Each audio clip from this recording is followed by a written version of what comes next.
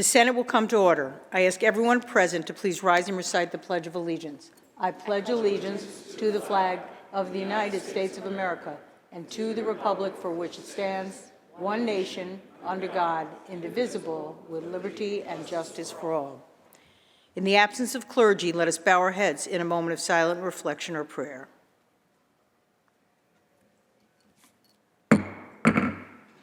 Reading of the Journal. In Senate, Monday, January 30th, 2023, the Senate met pursuant to adjournment. The Journal of Friday, January 27, 2023, was read and approved. On motion, the Senate adjourned. Without objection, the Journal stands approved as read. Presentation of petitions, messages from the Assembly. The Secretary will read. Senator Breslin moves to discharge from the Committee on Rules Assembly Bill number 614, is substituted for the identical Senate Bill 827, third reading count of 36. Senator Ramos moves to discharge from the Committee on Rules Assembly Bill number 1000, substituted for the identical Senate Bill 851, third reading count of 60. Senator Ryan moves to discharge from the Committee on Rules Assembly Bill number 966, is substituted for the identical Senate Bill 1341, third reading count of 109. So ordered. Messages from the Governor, reports of standing committees, reports of select committees, communications and reports from state officers, motions and resolutions. Senator Gianaris. Good afternoon, Madam President. I move to adopt the resolution calendar. All those in favor of adopting the resolution calendar, please signify by saying aye. Opposed, nay. The resolution calendar is adopted. Senator Gianaris. Can we now take up the reading of the calendar, please? The Secretary will read. Got it. Calendar number 31, Senate Print 822 by Senator May, an act to amend the election law. Read the last section. Section 2, this act shall take effect on the same date and in the same manner as a chapter of the law 2022. Call the roll. Dabo, Gianaris, Kruger, Ort, Stewart, Cousins, White.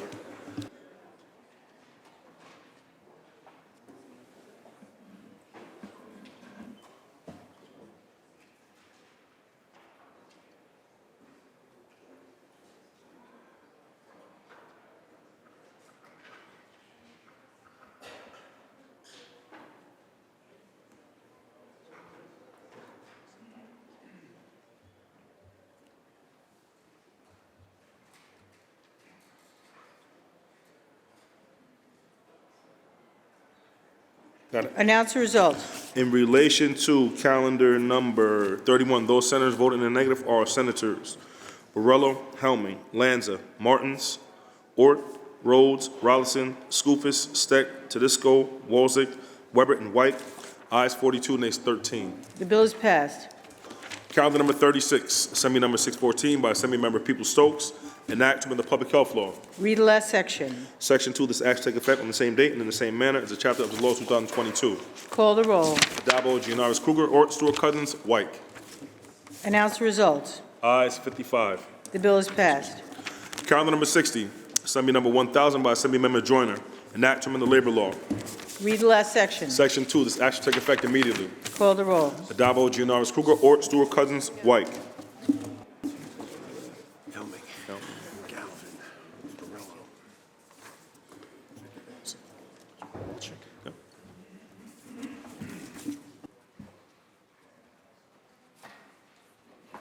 Yeah, got you. Announce results. In relation to calendar 60, those senators voting in the negative are Senators Borrello, Galvin, Helming, and Walczak. Ayes 54, nays 4. The bill is passed.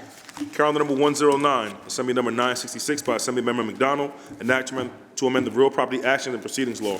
Read the last section. Section 2, this act shall take effect immediately. Call the roll. Dabo, Gianaris, Kruger, Ort, Stewart, Cousins, White.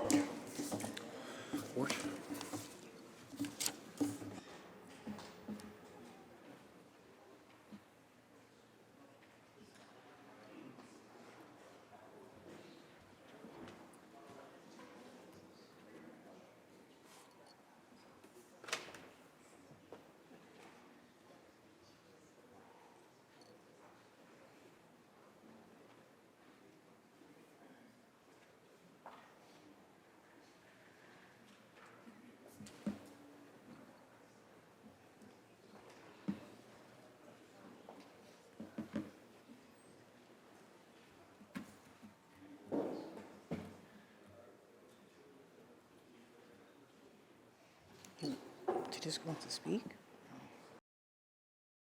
Oh, that's what I thought. Sorry.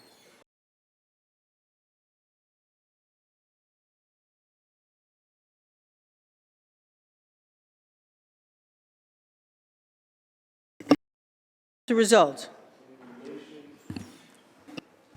In relation to calendar, Down, to just go down. okay. Got it. In relation to calendar 109, those senators voting in the negative are Senators Ashby, Borrello, Canzoneri Fitzpatrick, Gallivan, Griffo, Hellman, Lanza, Matera, Murray, Oberacker, O'Mara, Ort, Palumbo, Rhodes, Rollison, Steck, Tedisco, Walzick, Weber, and White. Ayes 39, nays 20. The bill is passed. Calendar number 140, Senate Print 1367 by Senator Martinez, enactment of the Vehicle and Traffic Law. The bill is laid aside. Calendar number 141, Senate Print 1368 by Senator Kennedy, enactment of the Vehicle and Traffic Law. The bill is laid aside.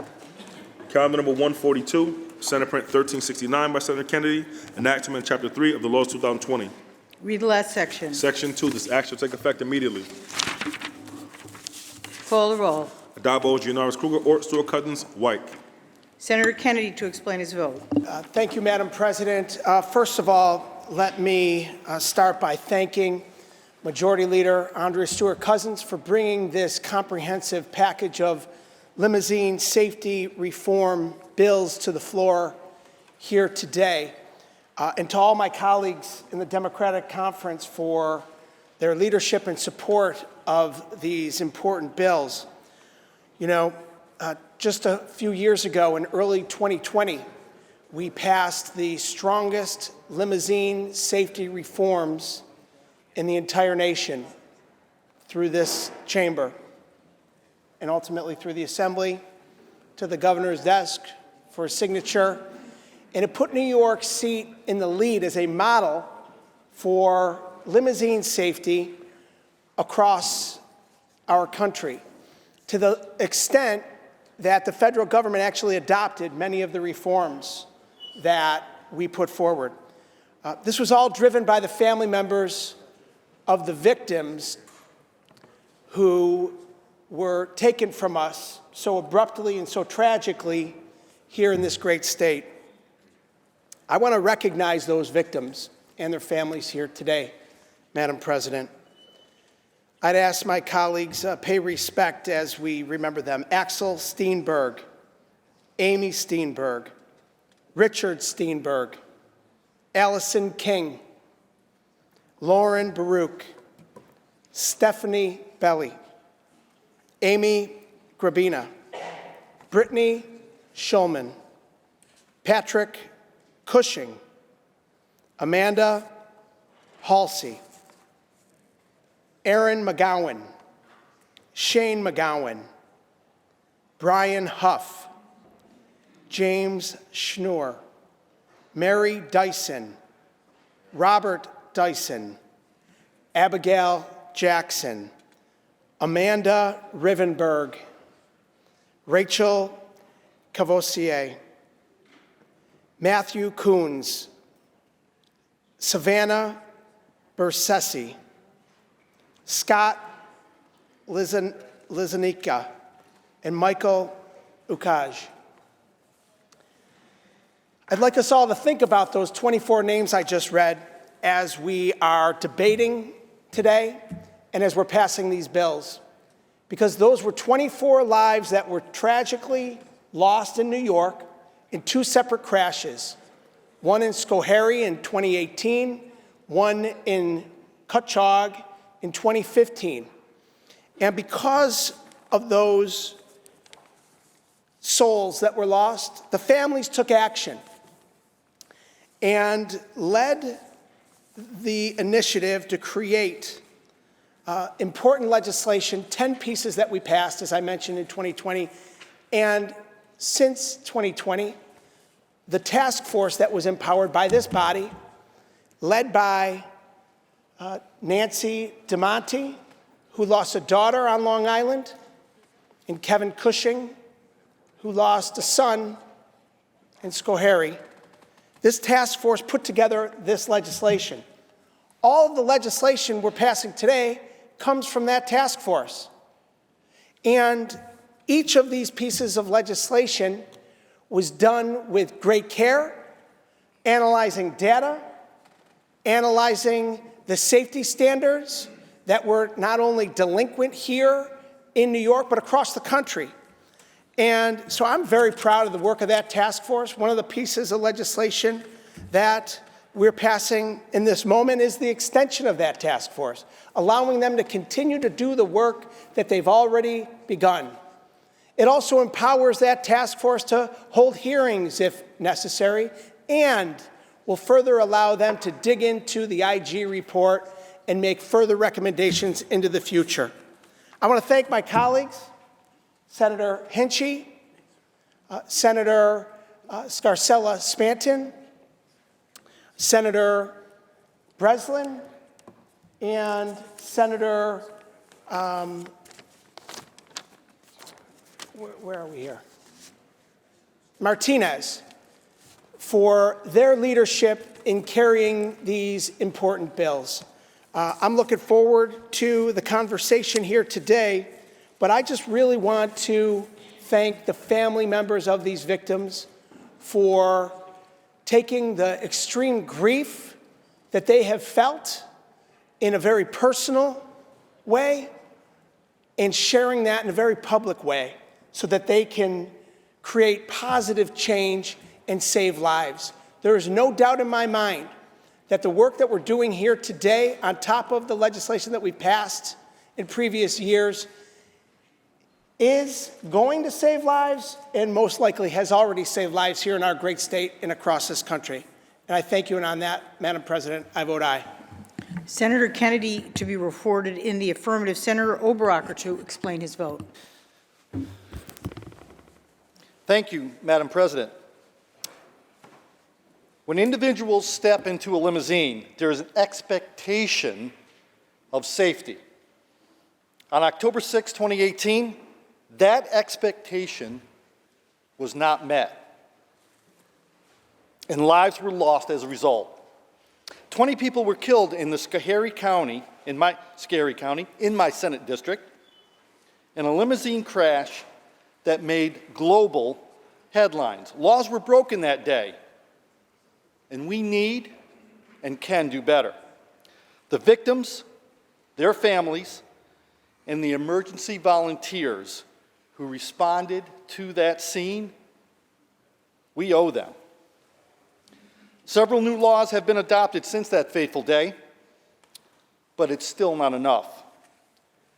We need to enforce our current laws and make meaningful revisions to truly improve limousine safety on our highways. One of our best resources we have here in New York is the Stretch Limousine Passenger Safety Task Force. This group of passionate individuals have gone above and beyond. Their work is important.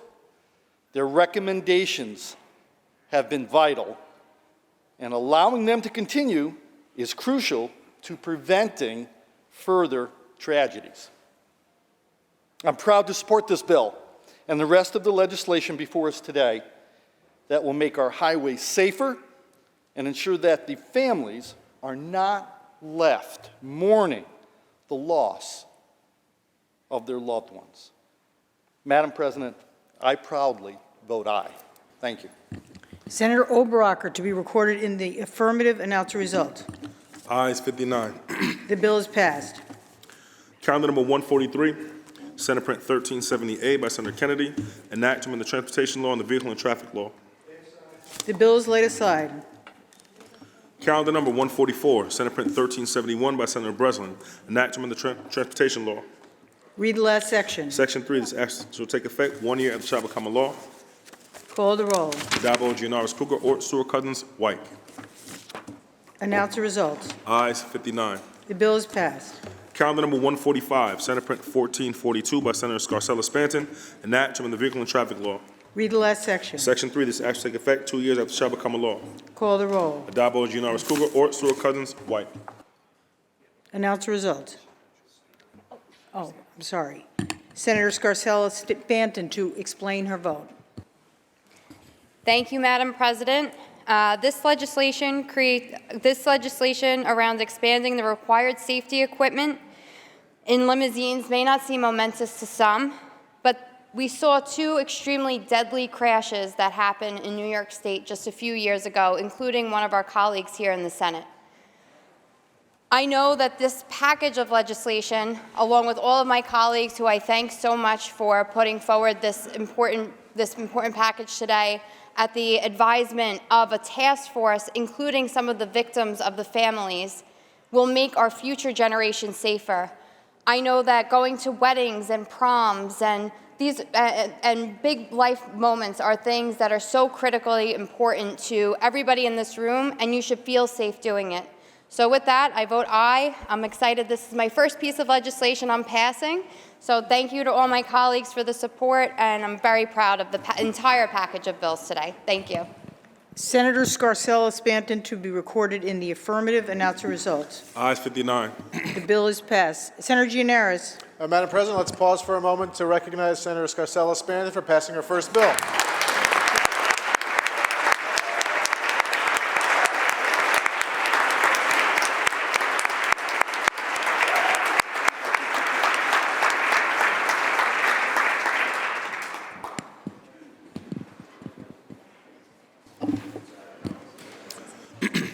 The Secretary will read. Calendar number 146, Senate Print 1443A by Senator Hinchey, an act to amend the Vehicle and Traffic Law.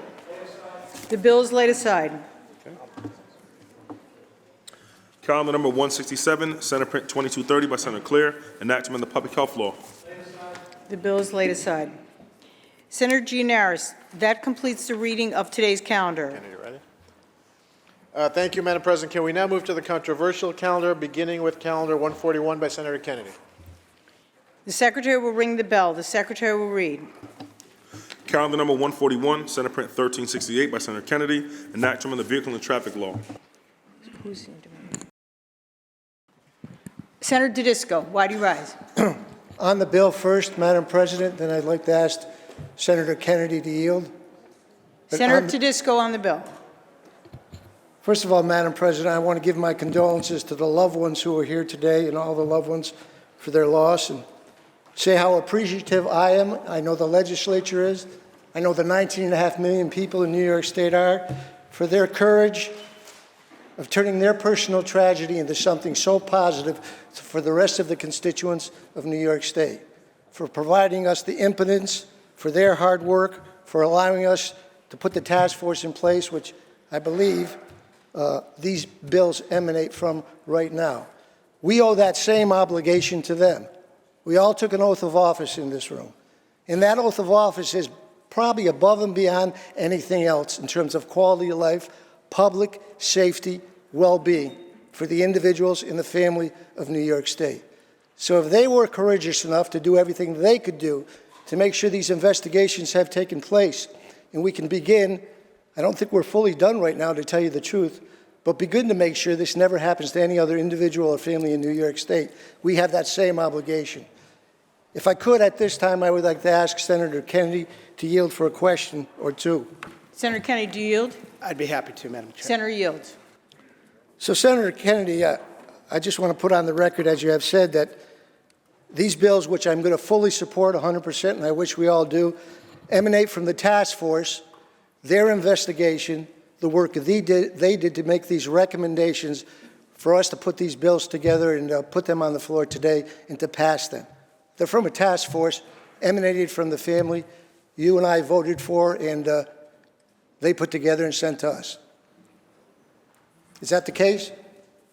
Through you, Madam President, that is correct. Are you aware of the fact that, Senator Tedisco, are you yes, we asking need that? to yield again, excuse me. Senator Kennedy, do you yield? I do. The Senator yields. Are you aware of the fact that over a year and a half ago I asked the IG, it was a formal IG, now it's IG Luck, to do her own personal investigation of what the National Transportation Safety Board says was the negligence of two of our state agencies, the Department of DOT and the Department of Motor Vehicle. I sent her a letter, called her office, we had a discussion, and I said, I think it's important that we give the full story. They owe, as they've given to us, our best effort to drill down and make sure every single part of what allowed that vehicle to be on the road to cause this damage and this disaster. And by the way, you mentioned Patrick Cushing. He's close to our personal family right here. He was in my office the day before he died, fixing my printer. Very nice person, wonderful family. And I'm just wondering, did that report by the IG come out before this task force had the opportunity to have her input? Because I think the input, you probably read the report, didn't you, Senator? It was very damning, as I concluded. She didn't call it that generally. There was lacks of communication, there was this, there was that. But potentially, from what the National Transportation Board said, and I read in there was some negligence on our part, and that vehicle shouldn't have been on the road to begin with. So part of the responsibility seems to me to have been work that was not done, completed, or followed, whether it was a lack of communication or anything else.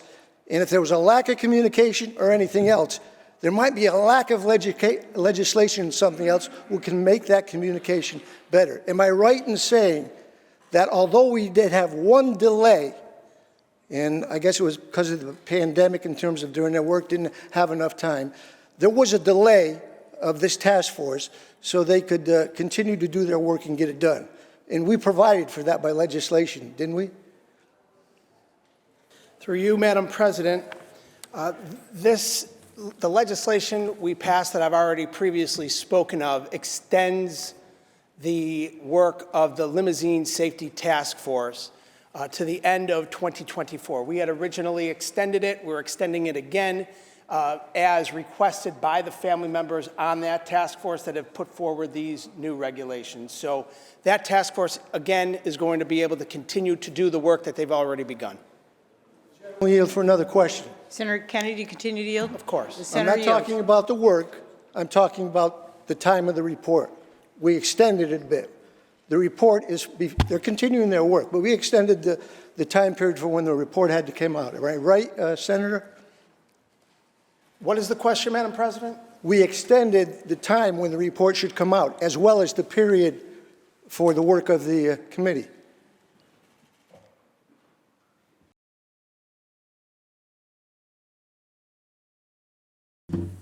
Madam President, the work of the task force report got extended because of COVID and the pandemic. We are continuing to empower a panel of family members, of experts in the field, of business leaders, of industry leaders that care about safety on the roads. We extended that today. I think there's no question about their work and the importance of that work and the importance of continuing that work. Gentleman will yield for another question. Senator Kennedy, do you yield? Of course. Yes. Senator yield. So we extended the time period of their work, but we did not extend it long enough, which I believe a number of members of that committee, you can correct me if I'm wrong, asked for an extension of when the report had to be made. Because wouldn't it have made more sense for an internal investigation of the responsibility of this state and two of their agencies to be put in place and given to that committee before they gave us any set of reported pieces of legislation? These are fine. I'm voting for them. I think they're great. But these families in this state deserves to know the full story. The National Transportation Safety Board said there was culpability, and to my extent, reading the report of Luck after the report came out by the committee we put together, who did a wonderful job with the information they have, I think, but didn't have the report of the commissioner, Senator Tedisco. the IG. Senator Tedisco, what is your question for Senator Kennedy? I'm getting to that. I think it's important. I've been So- very kind, but you need to ask a question. Okay, tell me what that time period is before I have to exactly give it, and I'll know next time. Thank you.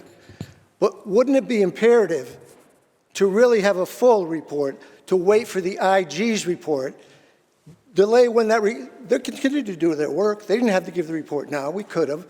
But wouldn't it have been made more sense to have that IG's report in their hands to find out that she said there's been a lack of communication here, and they weren't talking with each other, and it didn't pass inspection. but we still didn't take it off the road. And there was a discussion there that they were treating Prestige with kid gloves. That was a statement that was made.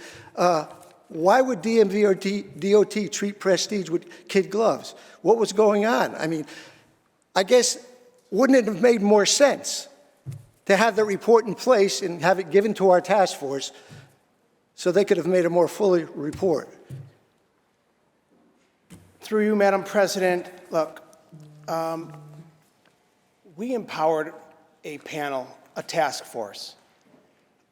The IG report came out after this task force had been created.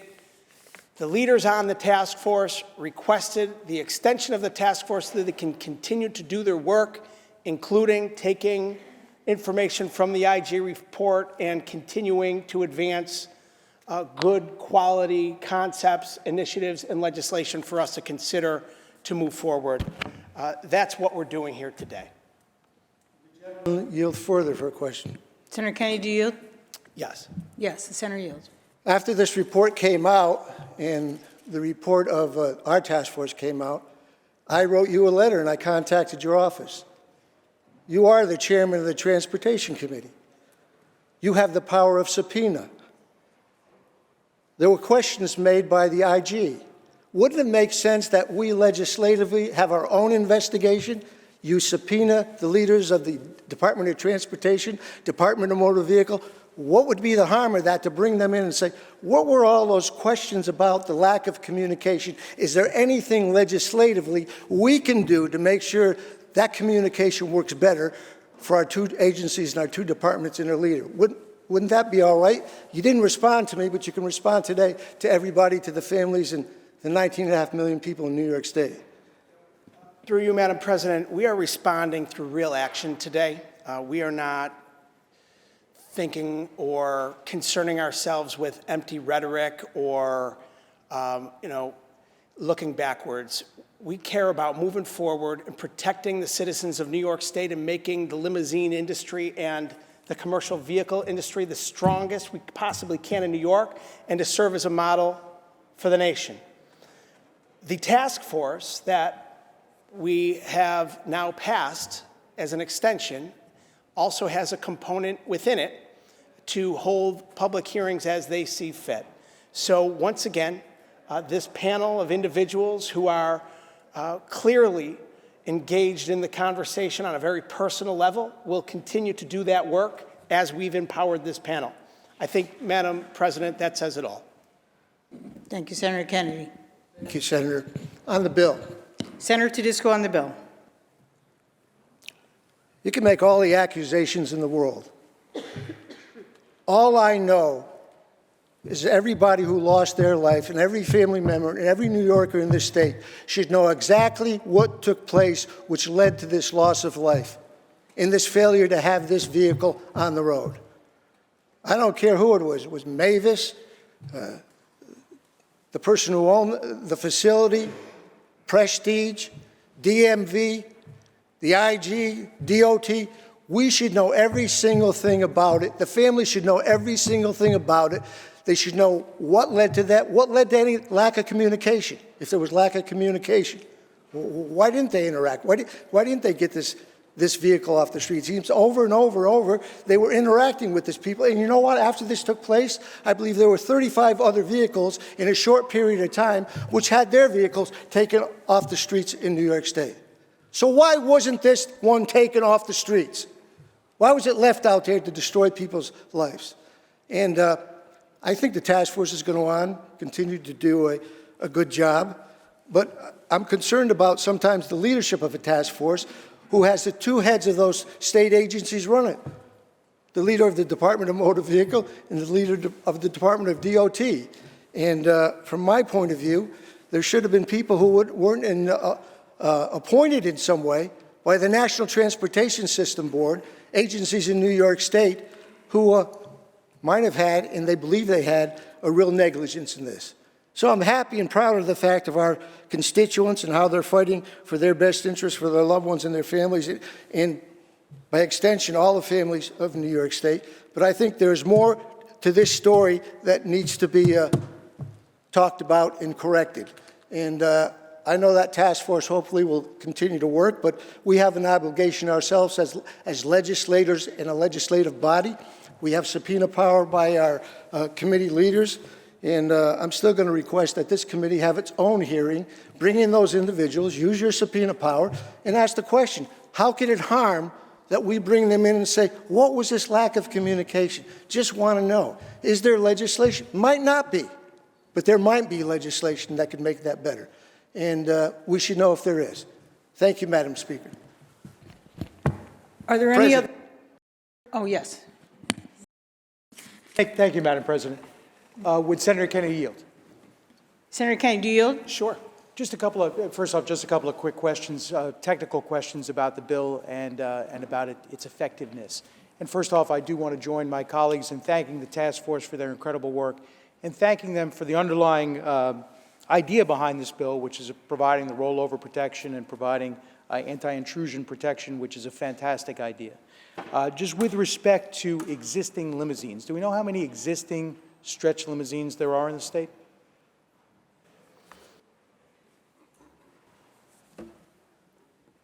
Have that information readily available, how many stretch limousines there are in New York State at this moment? And will the sponsor continue to yield? Do you continue to yield? Yes. The senator yield.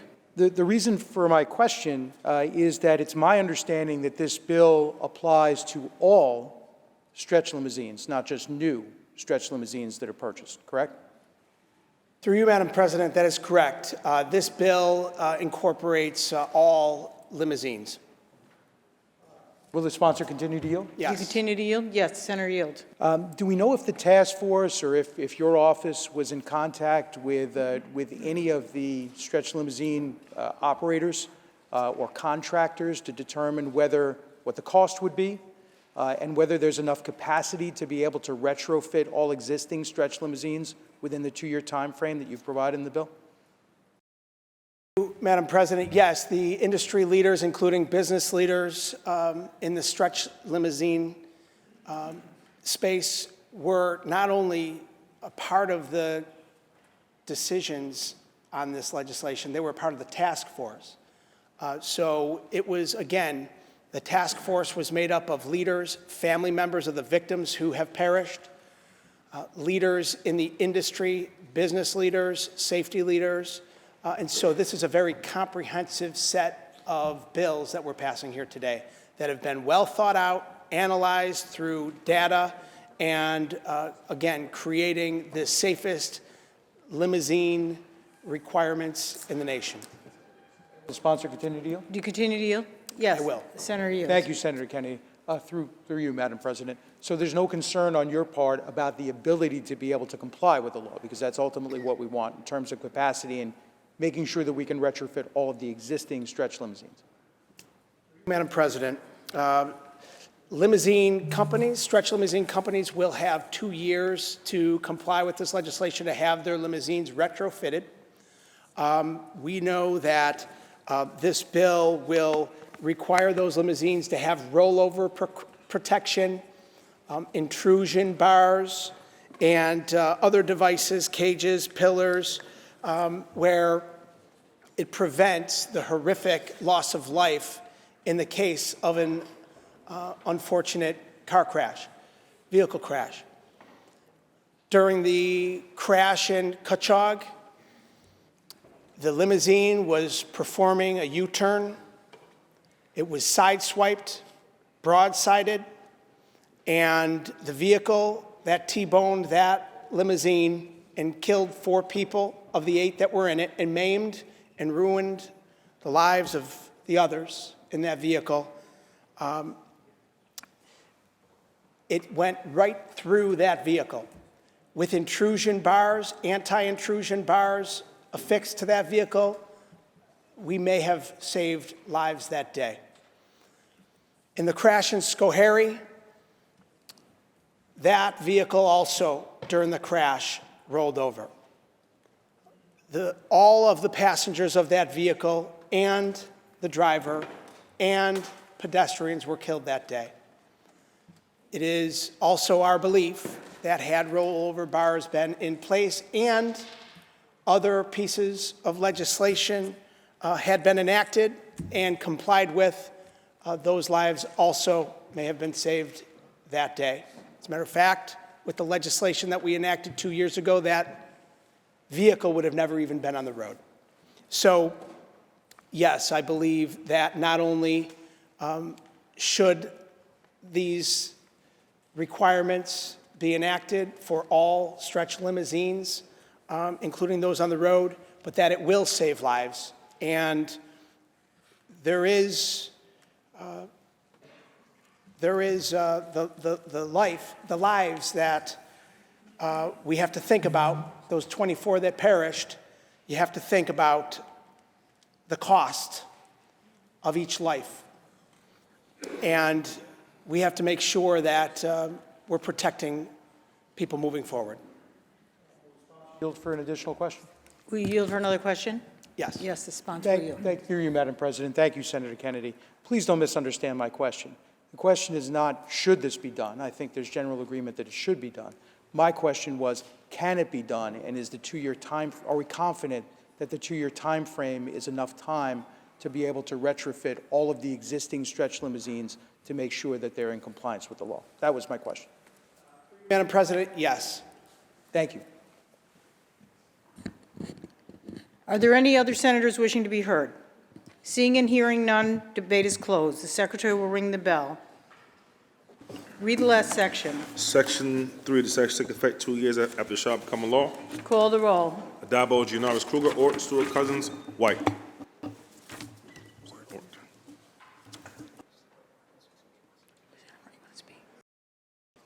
Senator Martins to explain his vote. Madam President, just very briefly, first of all, I want to thank Senator Kennedy for his work on this effort. We've heard the name Cushing often this afternoon. And just what a small world it is. Scott Cushing is a dear friend of mine from my district who was Patrick's cousin and has kept us apprised of the work of the task force. I want to thank the task force for the work they did. It's important work. Each and every one of us has had family members in a limousine for a prom, for a wedding, for a special event. The idea that we have gone this far without having this kind of a comprehensive review of safety when it comes to limousines, obviously it's long overdue. I thank everyone for supporting this, and I will be voting aye, Madam President. Thank you. Senator Martins to be recorded in the affirmative. Announce the results.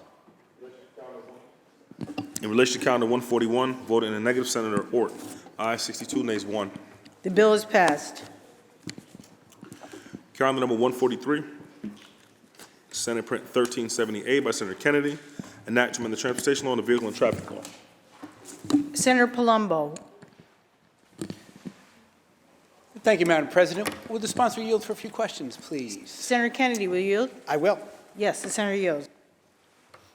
Thank you, Senator Kennedy. And again, I too would like to thank you for your hard work on this package of bills and all the other members who have sponsored these bills.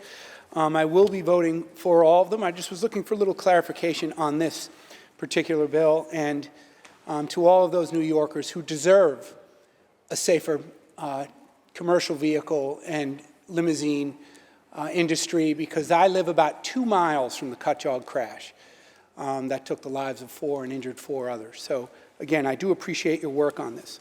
And regarding the specifics of this bill, I guess I'm looking on page 3 of the bill, down at the bottom, section 6B.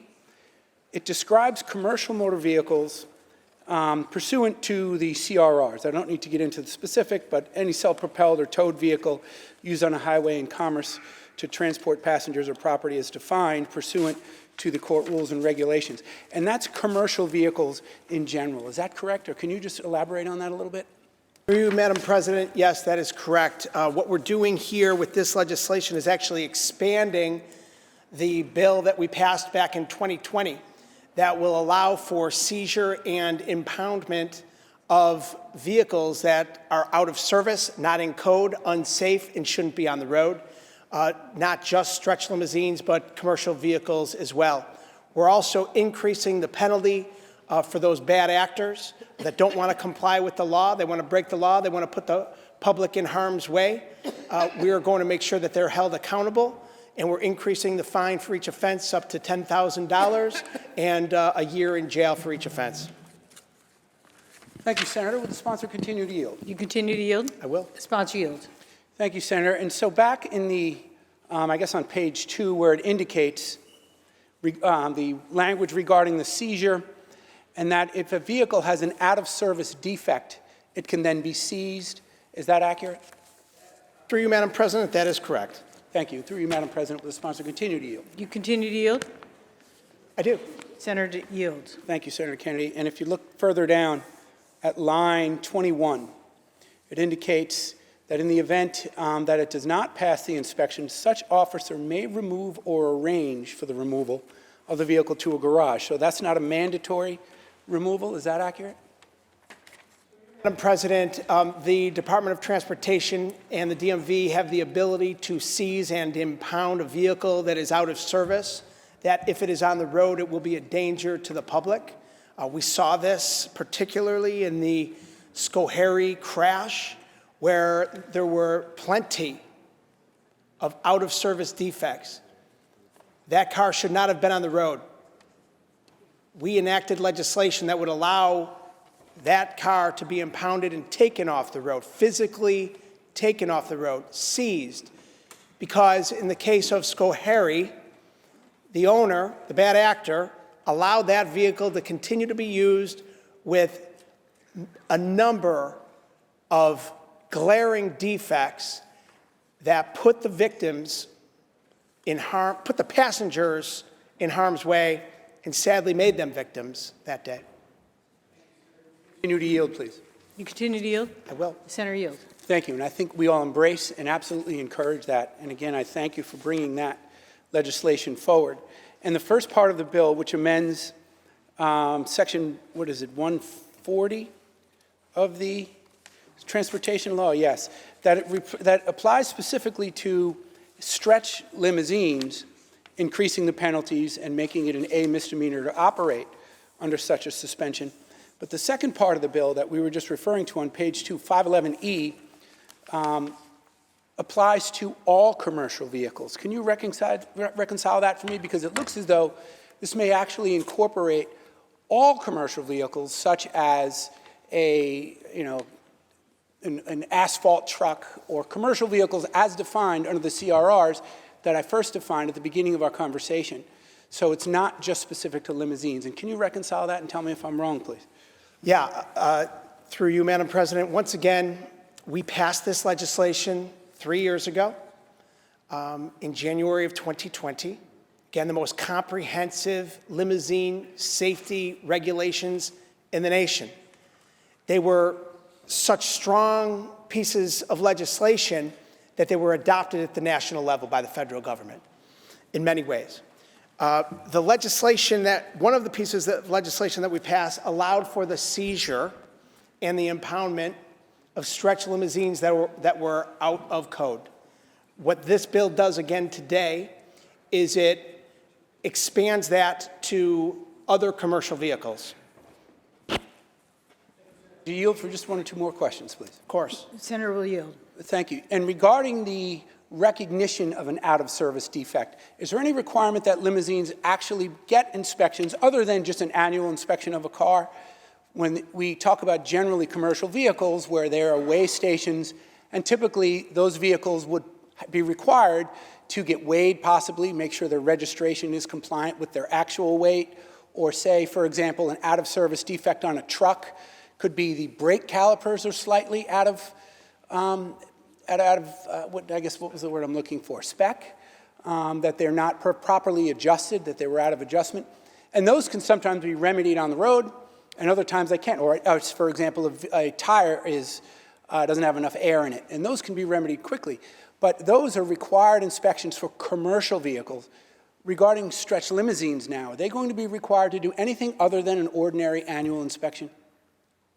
Through you, Madam President, the stretch limousines are inspected twice a year by the DOT and also spot checked. So at any point in time, if there is an out-of-service recognition that that vehicle can be immediately impounded. In that regard, would you yield for that, please? Senator will yield. I do. So do they actually inspect, and I just don't know, I'm just curious, do they inspect on limousines whether or not their brake calipers are within adjustment or other things that are typical with a commercial vehicle inspection? President, yes, there is a checklist that the Department of Transportation does as a part of these inspections, and part of those include the brake lines. Again, in the case of the horrific and tragic Schoharie crash, that vehicle with brake problems, to put it lightly, would never have been on the road had this legislation been in place. Me on the bill, please. Thank you. Senator Palumbo on the bill. Thank you, Madam President. And I'm glad you clarified that, Senator Kennedy, because that was my concern. I'm voting for all of these bills, of course. I think we all generally are. And this is an important distinction to make. But my concern, which is a slight concern, we might want to revisit some of the language in this bill, because the officer may remove the vehicle from the road. I think it should be a shall remove the vehicle from the road. And I would like to get a little bit more in depth on the extent of the biannual inspections of a stretch limousine. Because as we know, motor carriers are on the road all the time. They're getting pulled over sometimes weekly, where there'll be checkpoints, and every single commercial vehicle needs to go through the weigh station. The troopers or the local police department, their highway units, will inspect those vehicles and continue to keep them in proper, make sure the maintenance is current and keep them properly equipped and safe. So I do appreciate this is absolutely a laudable goal. We all can embrace it, as I said. I think it should be a little bit more specific, almost in the inverse, where we're applying these standards to all commercial vehicles. We should probably do it in the inverse and make it specific to limousines and tighten up those restrictions. But I appreciate the opportunity to discuss it with the sponsor, and I will be voting in the affirmative. Thank you, Madam President. Are there any other senators wishing to be heard? Seeing and hearing none, debate is closed. The secretary will ring the bell. Read the last section. Section 3, this act shall take effect 1 year after it shall become a law. Call the roll. Addabbo, Gianaris, Kruger, Orr, Stewart, Cousins, White.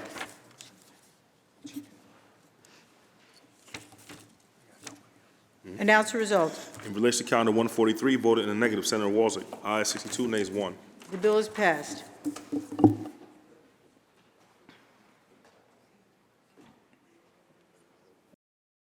Gotcha. Calendar number 146, Senate Print 1443A by Senator Hinchey, enactment of the Vehicle and Traffic Law. Senator White, why do you rise? Through you, Madam President, would the sponsor yield for questions? Will the sponsor yield for some questions? I will. The senator yield. Oh, there she Thank is. you. I'm sorry, Senator Hinton. Through you, Madam President, I'm just curious. The bill says 10 years or 350,000 miles are the standard. Where did you arrive at these numbers? Through you, Madam President, these were recommendations from the task force, and so the 10 years or 350,000 miles was agreed upon and recommended from all the members of the task force. And through you, Madam President, would the sponsor yield for another question? Senator Hinchey, to continue to yield? I will. Senator yield. Thank you. Did you happen to speak to any of the local limo companies or get any feedback from local businesses? Through you, Madam President, included in the task force were local limo operators around the state. Through you, Madam President, would the sponsor yield for another question? Senator Hinchey, do you yield? I will. Senator yield. Thank you. Through you, Madam President, do we impose these restrictions on any other public transportation?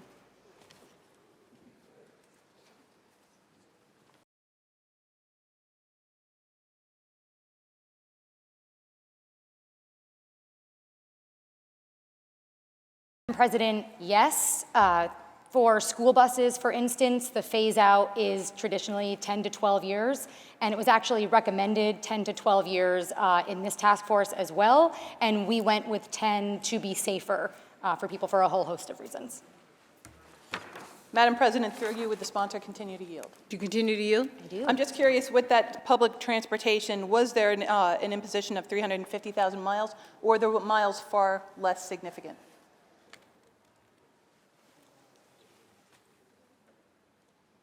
Through you, Madam President, the mileage comes from the task force and their report to us as their recommendation. Through you, Madam President, would the sponsor continue to yield? Senator Hinchey, do you continue to yield? I do. The senator yields. So I'm just curious, 350,000 miles, most of us wouldn't drive a car at that amount of mileage. So I'm just curious how that became part of, if you're so concerned about the 10 years, why is 350,000 miles an okay limit to set for this bill? Through you, Madam President, the bill is 10 years or 350,000 miles, whichever one comes first. So to your point, 10 years probably will be less, the limousine will probably have less than 350,000 miles. At that point, it can be phased out. Thank you, Madam President. On the bill? Senator White on the bill.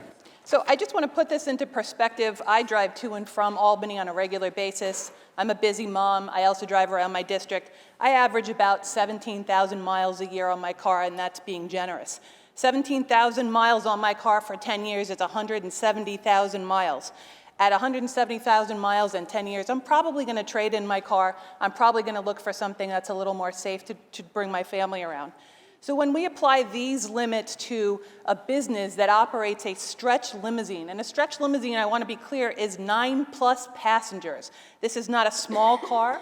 This is not something to be taken lightly.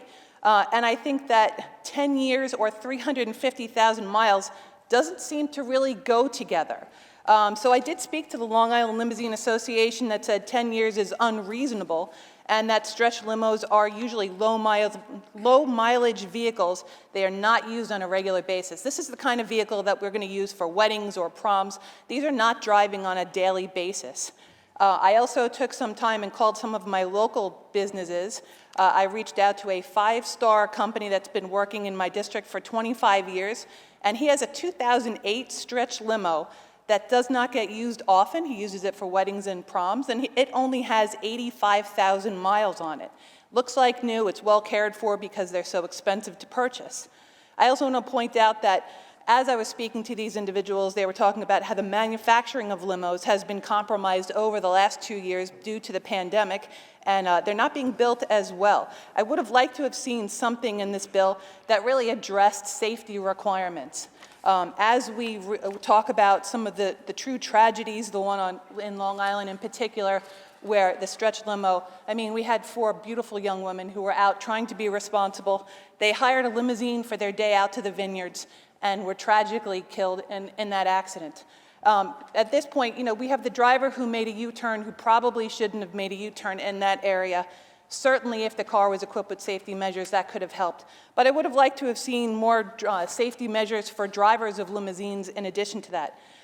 Just because we're looking at 350,000 miles and 10 years, which I think is not really, it's kind of arbitrary, and it's an onerous on business owners, I'm going to be voting in the negative. Thank you.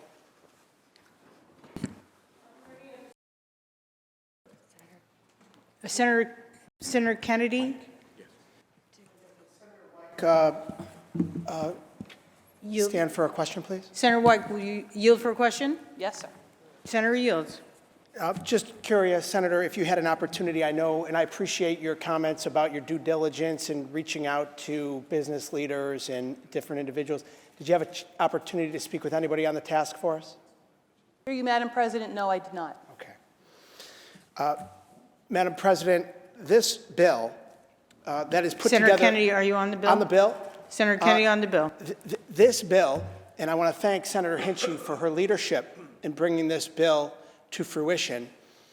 But I want to clarify what some of my colleagues across the aisle had to say. 10 years or 350,000 miles, this was put forward by the task force, by industry leaders, by families of victims.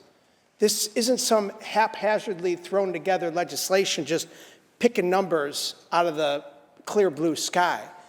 This is legislation that affords businesses to continue to do their work, but do it in a safe manner. It also protects the public that use these vehicles. No one should have to think about whether or not they're going to return home to their family and their loved ones and their neighbors when they go out for a night on the town in a limousine. That's what this is all about. But there's a waiver and component put in place between the Department of Transportation, the DMV, and the state police that will allow, if a business, in fact, sees so fit to challenge that 10-year or 350,000-mile threshold, to keep that vehicle on the road if, in fact, it is deemed safe. So there are safeguards for businesses put in here as well. And again, I want to thank Senator Hinchey for her leadership. Thank you, Madam President. Thank you. Are there any other senators wishing to be heard? Seeing and hearing none, debate is closed. The secretary will ring the bell. Read the last section. Section 2 of this act shall take effect 2 years after it shall become a law. Call the roll. Addabbo, Gianaris Kruger, Ort, Stewart Cousins, White. Senator Hinchey to explain her vote. Thank you, Madam President. We've talked a lot about the timelines within this bill, and I want to clarify a couple points as well. Senator Kennedy touched on the waiver, but the limo that crashed in Long Island was 9 years old, and at that point, the rims were actually starting to bend. What we're told is the rims were actually just starting to bend, because at 10 years, it's where most of the rims and limos actually do start to erode. And just an inspection may not have caught that. And so a phase out is critically important to actually make sure that the vehicles that are on the roads that are transporting our families, that are transporting our friends, are actually safe. So an inspection alone, while critically important, may not catch all of the things that we know at 10 years is a bigger problem for commercial vehicles like limousines. The limo in Schoharie that was carrying family and friends of people who lived in my old district in Montgomery County, that limo was 10 years old. And so this bill, we know, is going to save lives. This package is critically important because it's each one of these pieces together that will make sure that the limos on the streets will actually keep people safe. And if you live in an upstate community, you know when you're taking a limousine somewhere, you're probably traveling a far distance. If you want to go to an airport, that's 200 miles from my house just to the airport in New York City, one way. And I actually live pretty close to the city. And so the mileage requirements and the safety requirements are incredibly important. Also for upstate, because of the road conditions, salt and others, they wear away at those limousines even more because they're driving often in sometimes more treacherous environments. And so this package is critically important to keep people safe. I'm really proud to have a bill in this package. I thank the families involved in the task force and everyone else on the task force for their great work. And I look forward to continuing to see the recommendations that come out of the extension, because we know we have more to do to make sure that people in New York State are safe when they're on the roads. And for that, I vote aye. Thank you. Senator Hinchey to be recorded in the affirmative. Senator Lanza to explain his vote. Madam President, I support this package of safety legislation. I think a lot of it makes sense. I do want to say, and I'm going to vote in the affirmative on this piece of legislation, and while I commend the work of the task force, I don't think that we should all just, rest on the work that comes out of that task force, or say that, they are the be-all and end-all on the subject. And while I support this, I think my colleague, Senator White, makes a lot of sense when it comes to this piece of legislation. I like the portion of this legislation that says if it's got more than 350,000 miles, it's probably time to retire it. But the 10-year, albeit from the task force, it seems a bit arbitrary. I ask a rhetorical question of this body. Would you rather get in a limousine that is 12 years old and has 500 miles on it, or a 5-year-old limousine that has 349,000 miles on it? So the 10-year portion of this doesn't make sense to me. In certain situations, I think it's going to hurt businesses out there. I'd like to see that change. I do support the legislation, and I vote aye. Senator Lanza to be recorded in the affirmative. Senator Rhodes to explain his vote. And I want to thank Senator Hinchey for advancing this legislation. I am voting in the negative, however. Not because I don't understand the concept of the bill or agree with the concept of the bill. I certainly do. Much to Senator Lanza's point, I do have a problem with the arbitrariness of the 10-year figure. It's not age that matters, it's maintenance that matters. You know, for example, we can have a 54-year-old in great shape because they're well-maintained, and then you can have me, not maintained quite as well. But the point is... You need oil change, too. That's it. But the point is that, that this is going to impact some of the small independent operators of limousines, particularly in light of the previous piece of legislation that we just passed, which is requiring now these existing small operators to retrofit their limousines with roll bars and with anti-intrusion equipment. If you have a 6-year-old limousine that would ordinarily qualify, that you now have to invest tens of thousands of dollars to install this additional safety equipment, does it now make sense for you? If you're a solo operator, does it now make sense for you knowing that that limousine now only has a useful life of 10 years, even though it may only have 50 or 60,000 miles on it? So I think that this bill is going to harm some of the smaller independent operators, and for that reason, I'm standing, or I will be voting in opposition to the bill. Senator Rhodes to be recorded in the negative. Announce the results. In relation to calendar 146, those senators voted in the negative are Senators Borrello, O'Mara, Ort, Rhodes, Walzek, and White. Ayes 57, nays 6. The bill is passed. Calendar number 140, Senate Print 1367 by Senator Martinez, an act to amend the Vehicle and Traffic Law. Senator Murray, why do you rise? Thank you, Madam President. Would the sponsor yield for a couple of questions? Senator Martinez, do you yield? Yes. Senator yields. Good afternoon, Senator. I wanted to say first, thank you for this. I think this is a very good idea, as many of the bills today have been. We have heard of several tragedies that have occurred that we hope to avoid and take any action we can to do that, including one that Senator Weick had mentioned in our county of Suffolk County a few years ago. And I think this could go towards that. However, my concern is I'm reading through the bill, and the person is to provide a pre-trip safety briefing, but I can't find exactly what the briefing consists of. What exactly would the briefing consist of? Thank you, Madam President. Well, thank you for supporting this bill. And so what it would consist of is the Department of Motor Vehicles, the Commissioner, Department of Transportation, and State Police will be empowered to come up with this briefing and make sure that our motor carriers are then training their drivers to ensure that our passengers are briefed before they get onto the limousine, to make sure they know where the fire extinguishers are, or even what our fellow senators passed in terms of the breaking window tools and so forth. Madam President, would the sponsor continue to yield? You continue to yield, Senator Yes. Martinez? Senator yield. Thank you. But do we have specifics at this point, as we're voting today, do we have specifics of what would be on, I believe there's a form that would be there. Do we have specifics of what would be on the form? President, we have allowed the commissioners to decide on that. We have given them that power to create the briefing so then they can bring on to the motor carriers to make sure that their drivers are informed of the safety features. So the answer is no. They will come up with the briefing. Through you, Madam President, would the sponsor continue to yield? Do you continue to yield? The senator yields.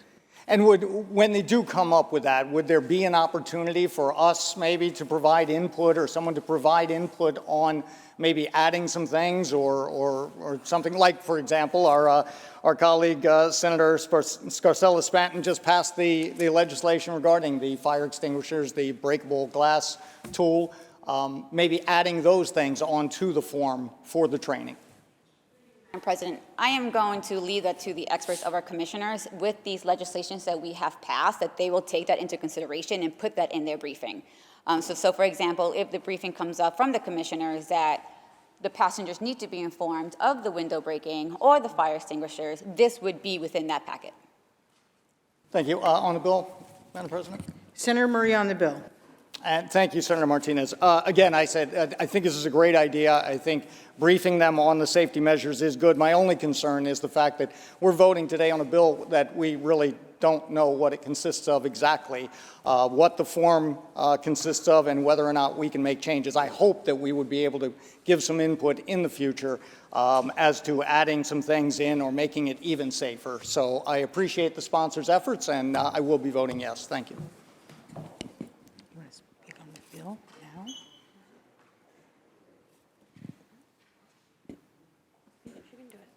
Senator Martinez on the bill.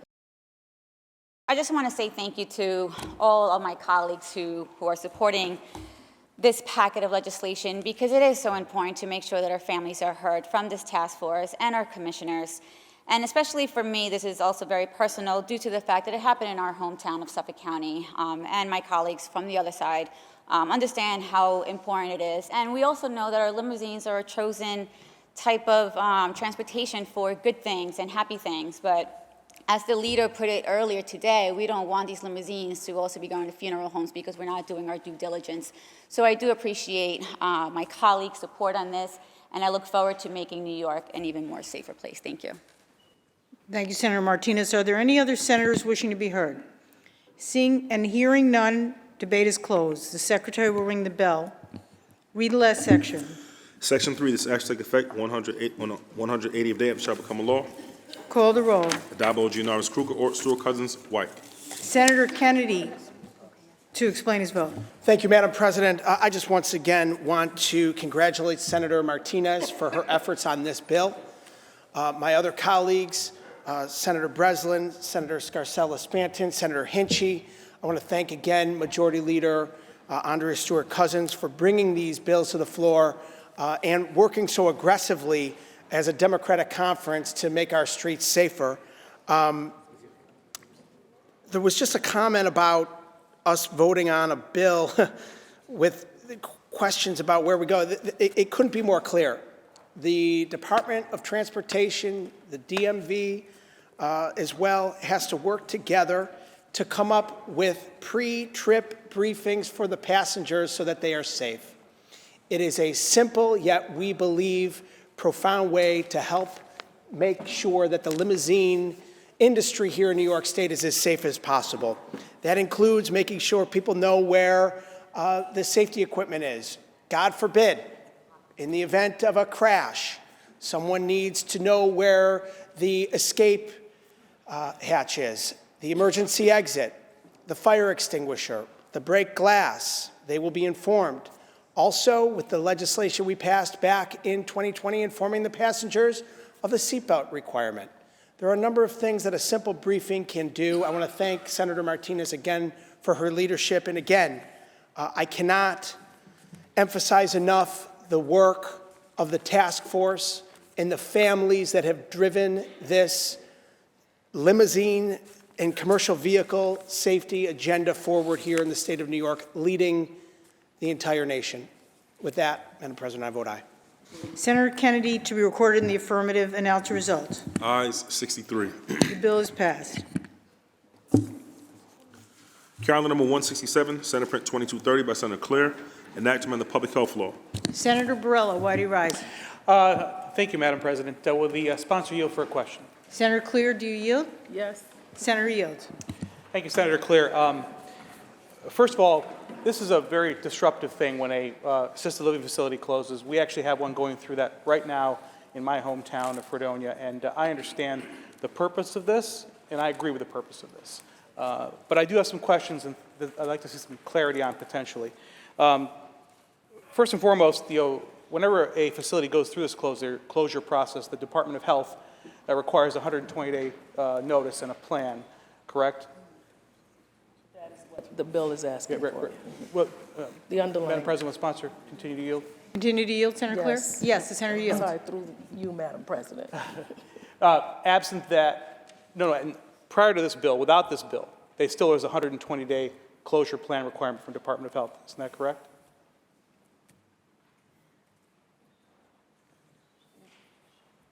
Madam President, no. Okay. All right. Madam President, will the sponsor continue to yield? Do you continue to yield? The senator yields. Yeah. Yeah, I would disagree with that, but perhaps that for the moment we'll take that as the case. There is a closure plan required by Department of Health without absent this bill. However, this bill is asking for 180 days of notice. Is that correct? Through you, Madam President, this bill is asking for 90 days. All right. Madam President, will the sponsor continue to yield? Yes. Yield? Yes, the senator yields. During that period of time, it requires that no new admissions can occur. Is that correct?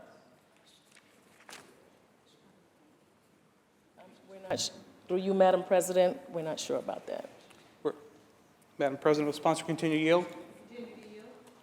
Yes. The senator yields. Yeah, so our understanding and analysis was there would be no new admissions allowed in that time period based on our analysts are reading the law that was written. So it seems it's unclear whether or not they can accept new admissions, and that's my question because the place in particular that I was speaking of, as well as many other assisted living facilities, accept people for respite care. Sometimes, you're going out of town and you have an elderly parent and you need them to stay a few days or a week. Many assisted living facilities also provide rehab care, rehabilitation. So in that 90-day period, and when a place like this is going to close, in rural areas like mine, there may be no other options. Would they still be allowed to accept respite care and rehabilitation patients in that 90-day period? Madam President, that is already in the law. That's not in this amendment. Madam President, will sponsor continue to yield? Yes. To continue to yield? Yes, the senator yields. So you just said you were unsure whether or not new admissions would be allowed. Wouldn't a respite care or a rehabilitation be a new admission?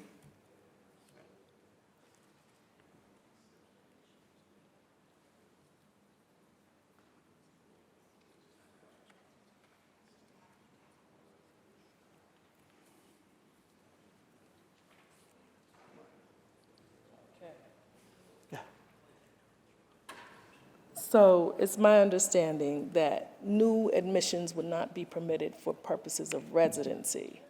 It would be up to the facility if, in fact, someone needs to come there for respite. Madam President, the sponsor continue to yield? Do you continue to yield? Yes, the senator yields. Well, it doesn't seem clear, according to my analysis, that would be the case. So you're saying that it would be the intention, your intention, as a sponsor of this bill, to not prohibit respite care and rehabilitation care in that 90-day period.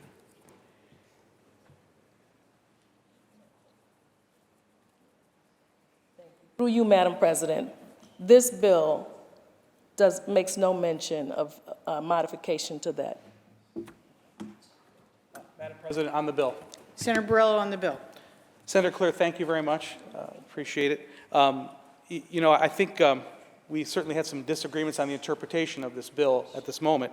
And I also realize that this is a bill that was carried and passed previously, and these are amendments. And it's my understanding that folks in the industry that you consulted with were helpful in drafting these amendments. So I'm glad to see that and hear that.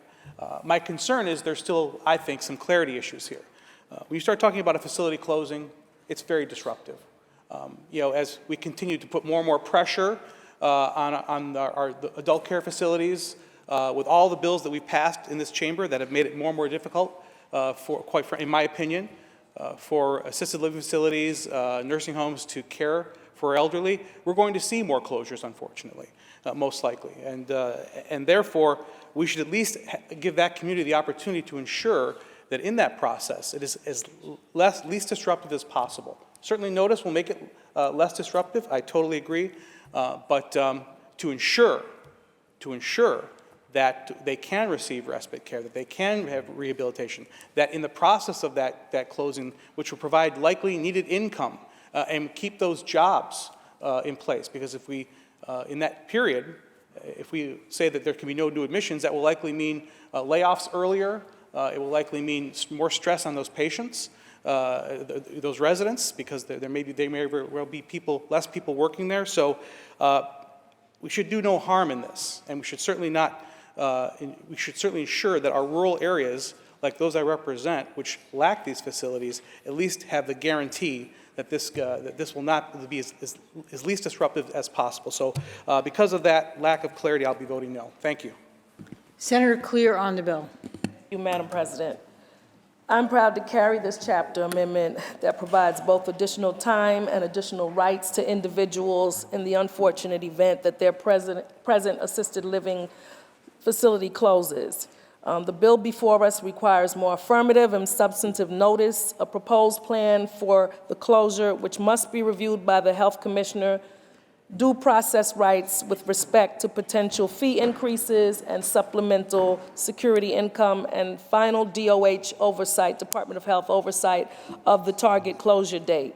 I wish to commend the original sponsor of this legislation, former Senator Diane Savino, for her work on this issue, and I'm honored to pick up where she left off.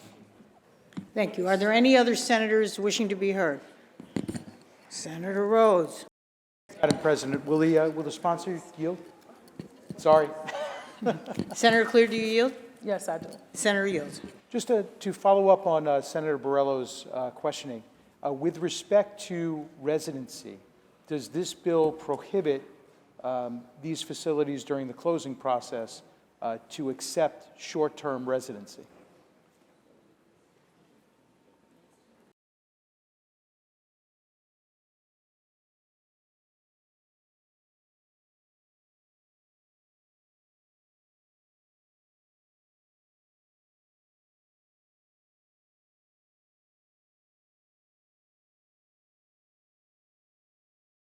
Madam President,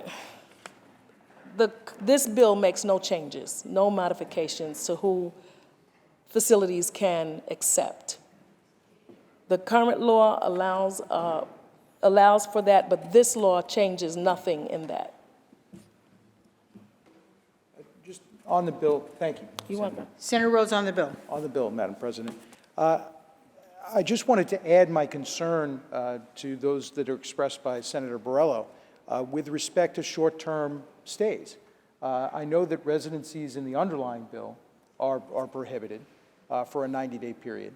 But the bottom line is that, particularly in rural communities where these long-term residencies or beds are often not available, you may have a situation where it makes sense, even with the knowledge that a facility is closing, to place a loved one there for long-term care, but just for a period of 45 or 60 days during the closing process until you can find a permanent home.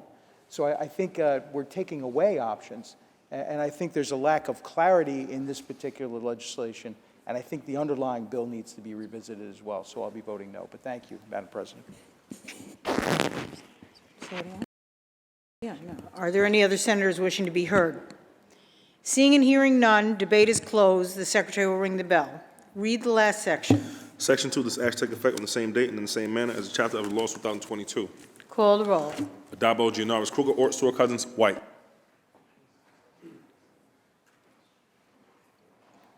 This is the last